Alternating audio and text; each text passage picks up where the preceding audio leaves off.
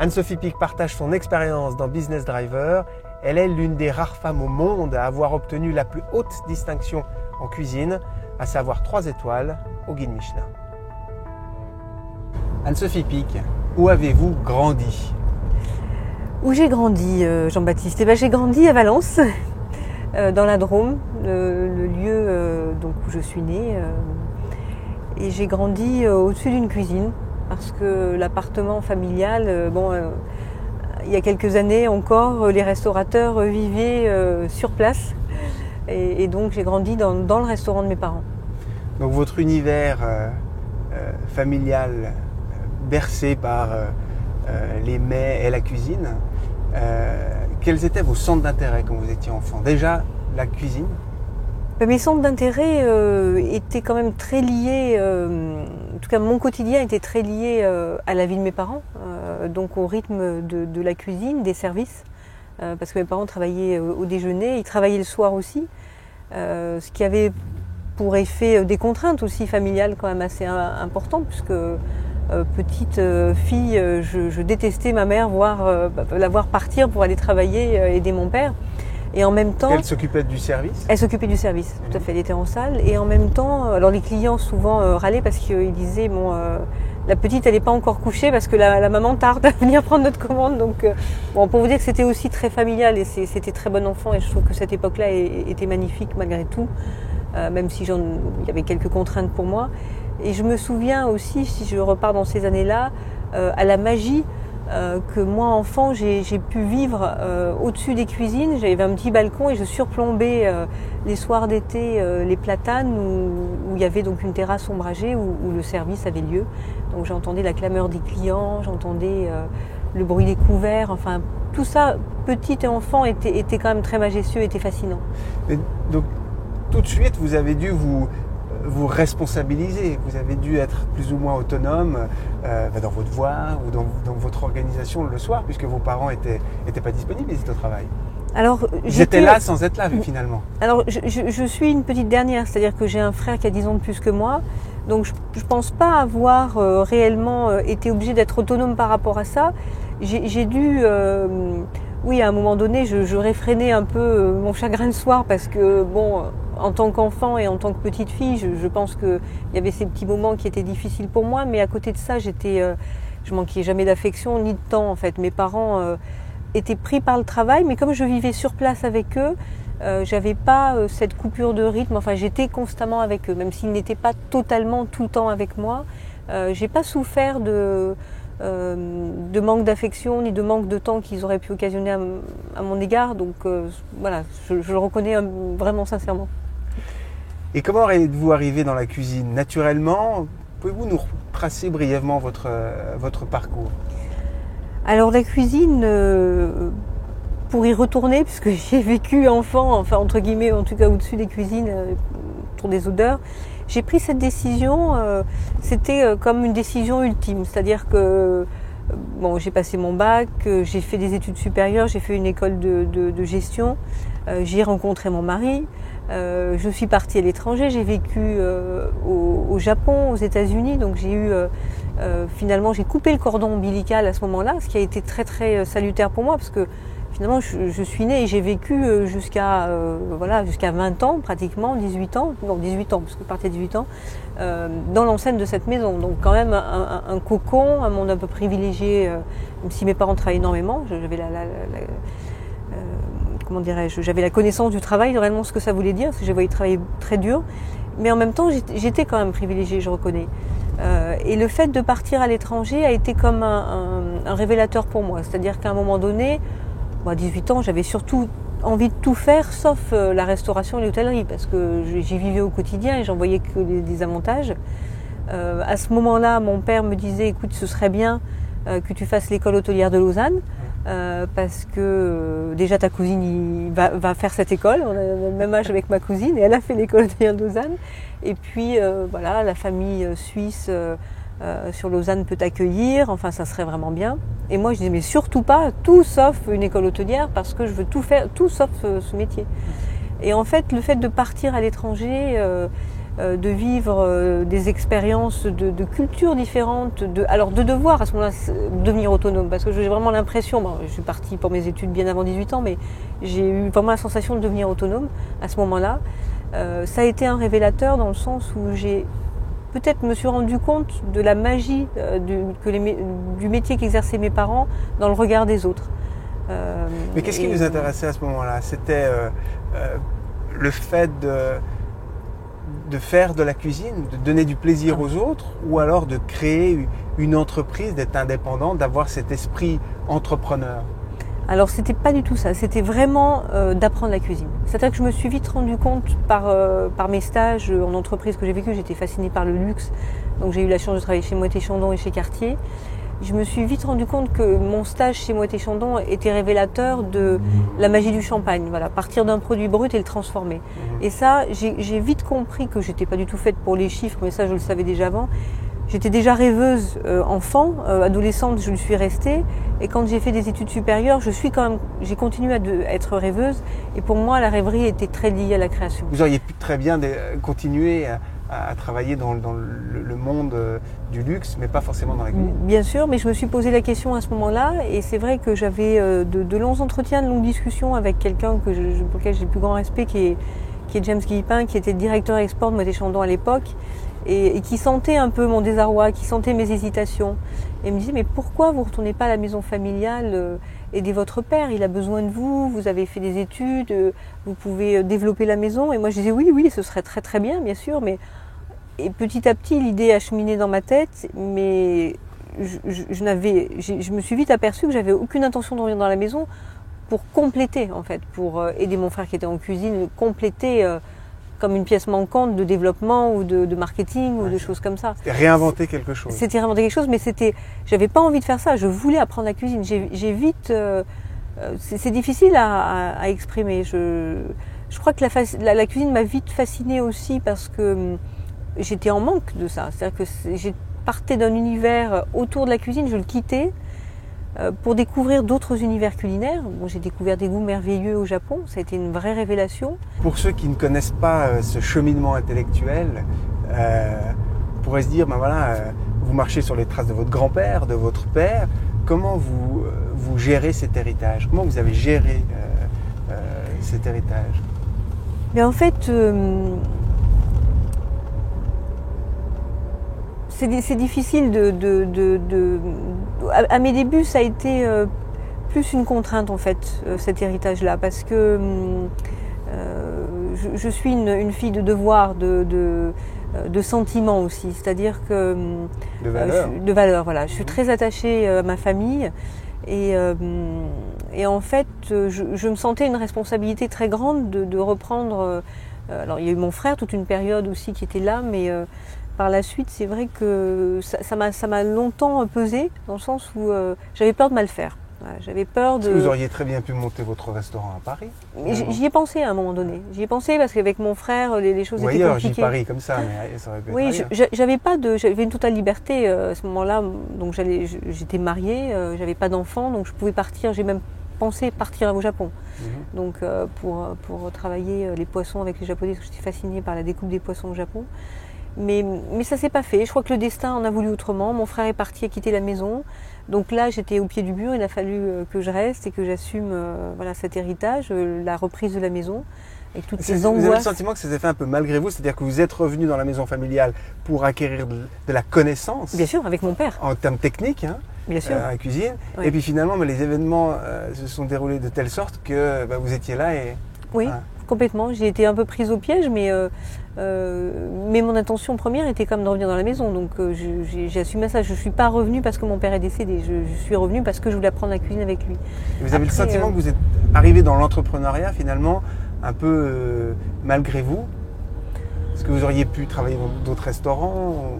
Oui, c'est vrai. Mais je crois que l'attachement à ma maison, il est sincère et très fort en fait. Cette fenêtre-là que j'ai eue sur l'étranger, sur d'autres cultures, ça m'a peut-être révélé toute l'affection que j'avais pour la maison et le fait que c'était en moi, quoi, que ça coulait dans mes veines, quoi, ce métier-là. Et qu'est-ce que vous recherchez dans la sublimation de l'art culinaire? Le beau, le surprenant, l'harmonie? pense que je suis beaucoup une femme d'harmonie, oui. Mais l'audace aussi. Enfin, pour moi, c'est pas antagoniste. C'est-à-dire qu'on peut être audacieux, mais chercher quand même l'harmonie. Parce que souvent, on me dit, mais vous faites pas une cuisine féminine. Alors, je revendique ma féminité dans la cuisine, mais en même temps, j'ai des goûts quand même assez puissants, et de plus en plus. Alors ça vient aussi du fait que ma cuisine mature, je vieillis, donc forcément, j'ai envie de choses plus fortes. Mais en termes gustatifs, voilà, j'ai une progression gustative aussi. Mais c'est vrai que oui, l'harmonie, l'équilibre, pour moi la subtilité, elle est très importante. Est-ce que vous arrivez à définir votre cuisine? Parce que quand on est artiste, l'œuvre est souvent le reflet de ses valeurs. Hein. Donc si vous arrivez à définir votre cuisine, vous arrivez aussi à définir vos propres valeurs. Vous arrivez à le faire, ça? Oui, je pense que y a une totale adéquation entre ce que j'essaie de faire et ce que je suis, ou ce que j'essaie d'être, ou en tout cas ce que j'essaie de montrer dans ma cuisine. Mais oui, il y a cette quête de l'absolu quand même. Il y a cette quête de l'absolu, d'être dans une démarche de sincérité. C'est vrai que voilà, et d'être dans la sincérité aussi au plus près du produit. C'est-à-dire de la compréhension du produit. Pour moi, aujourd'hui, l'alchimie de la cuisine, elle est fortement liée à la compréhension du produit. Et elle va de pair. Et plus ça va, plus j'avance aujourd'hui, plus mon univers s'élargit. On pourrait penser finalement qu'il est très large quand on est jeune et qu'il diminue. Mais non, au contraire, je pense que ça s'élargit et ça, c'est fascinant. C'est-à-dire que le champ des possibles d'association de saveurs devient immense, de plus en plus.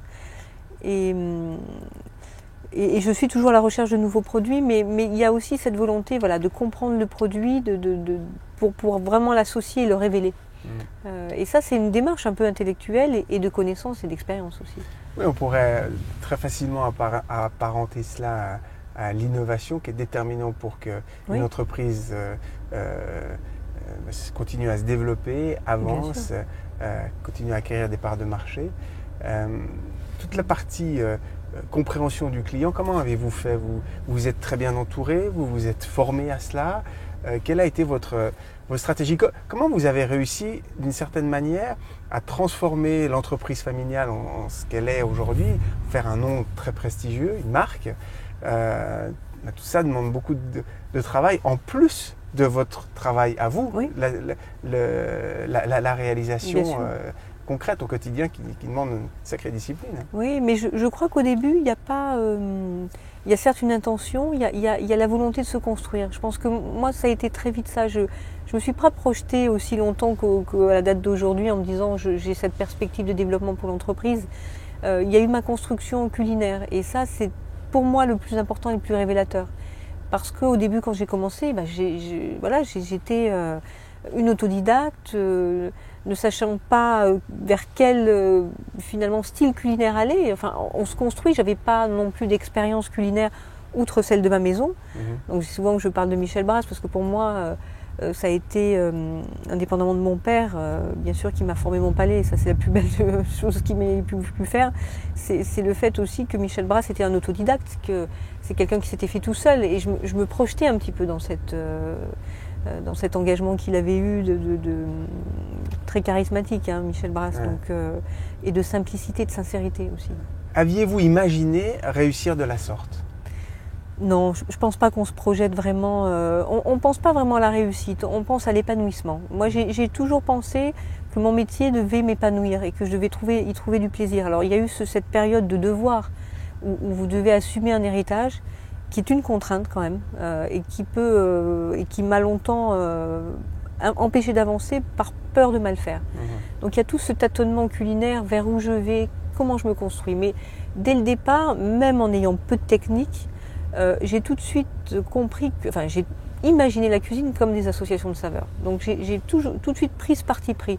Et j'ai bien fait de prendre cette direction-là parce que finalement elle est aujourd'hui très identifiable à ma cuisine. Et elle me correspond, c'est-à-dire finalement c'est quoi associer saveur? C'est travailler son intuition.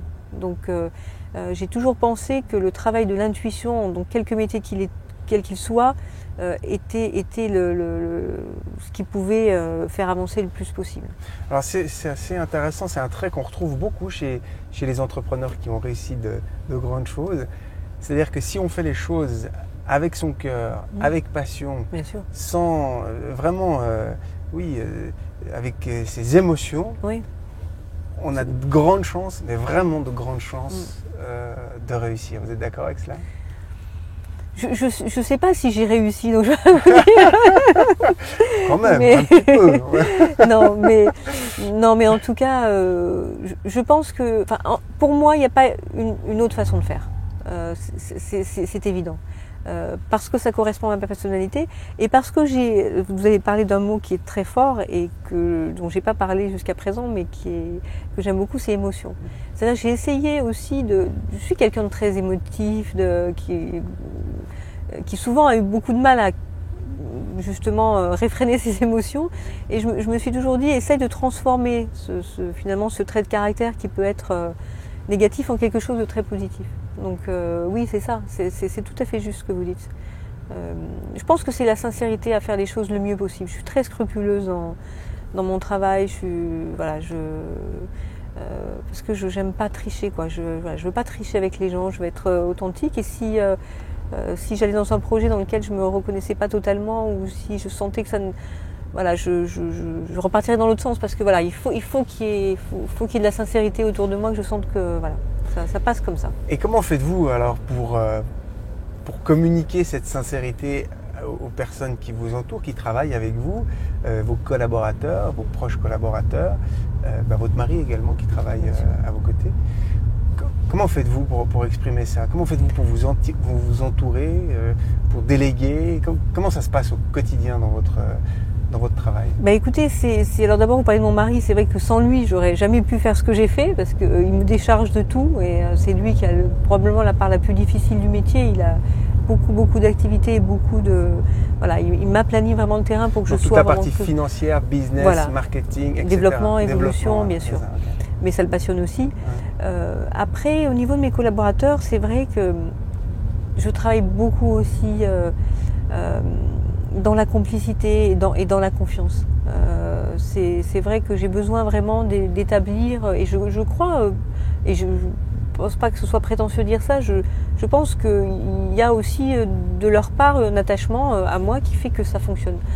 Parce que et ça s'apprend de déléguer, c'est quelque chose que je pensais pas du tout pouvoir faire un jour, parce que mon père n'a jamais délégué, il quittait jamais sa maison, donc j'avais un modèle qui était tellement fort que c'était difficile de sortir de cet état d'esprit-là. Mais j'ai appris à évoluer par rapport à ça, grâce à mon mari, parce qu'il m'a aussi ouvert les yeux. Je pense que il m'a fait comprendre aussi que le fait de partir de chez moi, d'aller à la rencontre d'autres personnes, de cultiver aussi ces rencontres, m'enrichissait énormément. Et c'est vrai qu'elles m'ont enrichi, ces rencontres dans ma cuisine. Donc tout ça est devenu quelque chose que j'ai commencé à peu près maîtriser. Et la délégation, ça s'est fait petit à petit. C'est une relation de confiance. C'est ne pas tricher. J'ai toujours dit à mes collaborateurs, je préfère que vous me disiez une vérité, même si elle sera cruelle pour vous à dire, que de me mentir, parce que tôt ou tard je saurai. Donc voilà, donc à partir du moment où les choses sont posées... Il n'y a que ceux qui ne font rien, qui ne font pas d'erreur. Mais en plus, parce que je dis souvent, moi j'en fais des erreurs aussi, je continue à en faire, et puis il faut jamais faire la même, mais bon, c'est ce qui nourrit aussi. C'est comme ça qu'on apprend. Mais bien sûr. Donc par rapport à ça, j'ai une tolérance, donc voilà, ils le savent, mais voilà, je préfère, c'est la sincérité. Est-ce que vous prenez vos meilleures décisions seules ou alors en concertation? Les deux. Les deux, parce que il y a des décisions que je dois prendre toute seule, que personne ne peut prendre à ma place. Dans la vie d'un entrepreneur, il y a toujours des périodes de up and down. Ouais. Donc tout va bien, les affaires marchent bien, puis tout d'un coup ça se passe moins bien, on a des doutes, on a moins de clients, etc. On commence franchement à avoir de sérieux doutes sur ses capacités. Ça, c'est inhérent au cycle. Bien sûr. Comment faites-vous, vous, dans les périodes où vous êtes un peu en bas de la vague, dans la période down, pour retrouver l'énergie, pour vous ressourcer, entre guillemets, pour vous ressaisir et pour de nouveau vous projeter et aller de l'avant? Comment faites-vous à ce moment-là? C'est une très très bonne question. C'est vrai qu'on a tous ces périodes-là. C'est des périodes qui arrivent souvent plus l'hiver, quand le temps est maussade aussi, que tout est lié. Mais non, je cherche tout de suite des points d'activité très forts, de développer les choses qui vont me redynamiser. Donc aller à la rencontre des autres, ouais, discuter, ouais, échanger, ouais, partager. Ouais. Moi, je me ressource énormément dans l'échange. Par exemple, aujourd'hui, mon travail, il consiste aussi... bon, je suis fascinée par le monde des parfumeurs, j'en ai beaucoup parlé. Voilà, rencontrer un nez, échanger avec des gens qui sont dans des univers créatifs, mais différents des miens. Mais je dirais même que presque ces périodes-là, elles sont nécessaires aussi. Parce que on peut pas être tout feu, tout flamme tout le temps, on peut pas être créatif tout le temps. Aujourd'hui, avec le temps, je l'admets beaucoup plus qu'avant. Avant, ça me déprimait, j'avais peur de ne plus l'être. Des moments où je trouvais moins. Et c'est drôle parce que maintenant, depuis 1 ou 2 ans, ce sentiment-là a un peu disparu. Est-ce que vous avez des mentors et qui sont-ils? Vous avez parlé de votre papa tout à l'heure notamment. Oui, mon deuxième mentor, c'est mon mari parce que c'est quelqu'un qui a cette capacité qui est très positif, qui a la capacité à entraîner les gens, qui est quelqu'un qui m'a beaucoup coaché pendant des années, justement en faisant en sorte que quelqu'un qui doute beaucoup, en m'empêchant de douter, enfin en tout cas en me rassurant beaucoup. Donc c'est peut-être la personne qui a le plus d'influence sur moi. Après, Michel Brasse a été un mentor, c'est vrai. Donc, comment faites-vous pour nourrir votre inspiration, pour être à l'affût des bonnes idées, des bonnes saveurs? Ce qui va être intéressant pour moi, c'est plutôt aller à la rencontre de producteurs, de gens spécialisés dans un produit, pour encore mieux connaître et comprendre le produit. Et votre veille, entre guillemets, technologique, vous la faites comment? En regardant beaucoup sur des magazines, des journaux, vous avez des collaborateurs qui le font pour vous. Comment faites-vous? Il faut avoir le temps comme ça de prendre du recul, de prendre de la hauteur sur les choses, sur le quotidien, sur l'opérationnel, parce que vous êtes dans l'opérationnel, pour avoir les bonnes idées. Mais vous êtes tout à fait dans la vérité. C'est peut-être ça l'enjeu même de mon travail aujourd'hui. C'est malgré toutes les activités que j'ai et qui sont intéressantes, qui nourrissent ma créativité aussi, c'est de trouver ce temps pour comme vous dites, prendre de la hauteur. Et c'est dans ces moments-là que j'évolue. Mais oui, on est toujours au courant de ce qui se passe. Enfin, on essaye d'être en veille. Donc oui, mes collaborateurs peuvent aussi être ces gens-là qui sont en veille, mais pas particulièrement. Je suis moi en contact, avec des gens, Bruno Gousseau avec lequel je travaille depuis 15 ans, qui est un ingénieur, qui est quelqu'un avec qui je fais beaucoup de recherches aussi sur la fermentation, sur plein de choses. Et ça, c'est une part aussi de mon travail. C'est-à-dire, il y a la rencontre produit, mais il y a aussi cette rencontre technologique, parce que vous faites bien de le souligner, mais pour moi, ça va de pair en fait. C'est-à-dire qu'on ne peut pas innover en cuisine si on n'a pas toujours à l'idée. Par exemple, le fourneau de Valence, aujourd'hui, j'ai mis que des planchas teppanyaki. Du coup, c'est une cuisine complètement différente que je suis en train de faire. C'est-à-dire que tout à la plancha, avec des cuissons, des choses saisies qui sont beaucoup plus croustillantes, des précisions de cuisson nettement supérieures. Donc ça va de pair, bien évidemment. Après, aujourd'hui, j'ai des projets de réflexion au niveau de ma cuisine. Bien sûr, notamment un travail sur la distillation que je suis en train d'initier, qui me fascine depuis des années et que là maintenant je suis prête à le faire. Mais pour ça, il faut avoir l'outil aussi. Donc il a fallu construire l'outil à Valence pour pouvoir gérer ça de pair. C'est intéressant parce que au quotidien quand même, vous avez une échéance de temps. Ça c'est sûr. Donc, il y a quand même des précipitations en cuisine où il faut la création pallier à cet impondérable qu'est le temps. Bien sûr. Et dans d'autres projets, donc c'est une bonne complémentarité, un bon équilibre, on va dire. Complètement. C'est aller à l'essentiel aussi. Après, je sais très bien que quand c'est aussi, ça s'apprend aussi, c'est-à-dire d'aller beaucoup plus vite dans le saisir beaucoup plus l'instant du projet et prendre les bonnes décisions au moment. Alors c'est vrai que je suis quelqu'un qui en plus cherche toujours la meilleure solution possible, donc ça peut prendre du temps, mais de plus en Avec le plus. temps, vous avez appris à être plus... Plus directive, oui. Ah, plus directive. Ouais, Ah, ouais, ok. beaucoup plus. Parce que je me rends compte que... Parce qu'avant, vous écoutiez plus les uns les Ouais, autres, complètement, etc. complètement. Ah oui, non, je suis beaucoup plus directive qu'avant. Ouais, ouais. On imagine très bien qu'avec la réussite que vous avez, les sollicitations doivent être nombreuses, autant de gens qui s'intéressent à vous que de gens qui ont aussi peut-être envie de collaborer avec vous ou de lancer des projets avec Oui. vous, que ce soit une marque ou que sais-je. Et comment faites-vous pour être sélectif? Parce que vous ne pouvez pas répondre à tout, mais en même temps, parfois, c'est toujours intéressant de rencontrer une personne parce qu'on se dit peut-être qu'il ne se passera rien maintenant, mais dans quelques années, il y a quelque chose qui va se faire. Oui, bien sûr. Donc on apprend aussi des uns et des autres. Comment vous arrivez à répartir un petit peu cet Vous savez, équilibre-là? c'est des décisions. C'est sûr que les sollicitations d'ouverture, on en a eu beaucoup, d'ouverture de restaurants. On en a eu beaucoup. Et puis finalement, il faut s'entendre et il faut que ça corresponde à notre aspiration et puis que ce soit aussi qualitatif. Parce que si c'est pour ouvrir, faire du business, ça nous, enfin, moi ça m'intéresse pas. Enfin, il faut que j'y trouve un intérêt autre que financier. Parce que sinon, globalement, c'est voué à l'échec.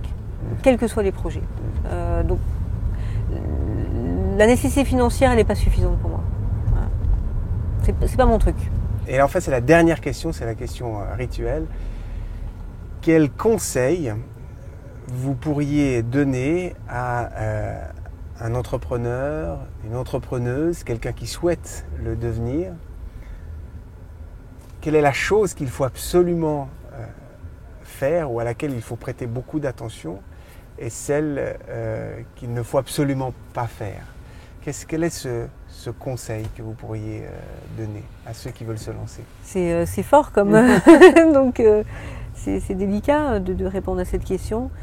Non, bon, on parle d'intuition, je pense qu'il faut toujours suivre ses intuitions, même si les autres nous disent qu'il faut plutôt aller prendre ce chemin-là, je crois qu'il faut se faire confiance en fait. Je crois que c'est ça l'idée, c'est que...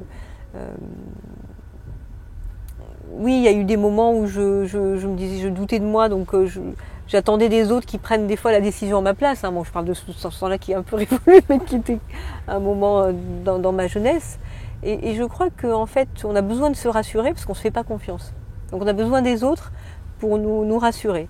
Et globalement, je crois qu'il faut, voilà, faut se faire confiance à soi-même. Même si après, ça débouche sur un échec, ça n'a pas d'importance parce qu'on apprend et on grandit. Donc, et il faut admettre aussi qu'on ne puisse pas détenir la vérité tout le temps. Donc il faut aussi se pardonner quand on fait des erreurs. Mais je crois qu'il faut, il faut vraiment suivre. Il faut aller au bout de ses rêves aussi. Ne pas reculer par peur. Moi j'ai eu peur, hein. Il y a des choses, j'étais complètement tétanisée. Les premières fois où j'allais faire des repas à l'étranger, j'avais plus mes marques, j'étais tétanisée. Je m'angoissais, je me disais, mais est-ce que je vais y arriver dans une autre cuisine, avec des gens que je connais pas mes premières démonstrations à l'étranger, c'était tétanisant. Mais je savais très bien que j'en ressortirais grandi. Et c'est toujours ce qui s'est passé. L'adaptation, le sens de l'adaptation, c'est énorme ça. Ça, c'est quelque chose qui fait grandir de façon intensément. Donc il faut réfréner ses peurs. Ou alors aller au-devant de ses peurs et puis tant pis, il faut y aller. Même si on est mort de trouille. Merci beaucoup Anne-Sophie Pic. Je vous en prie. Merci. Merci à vous.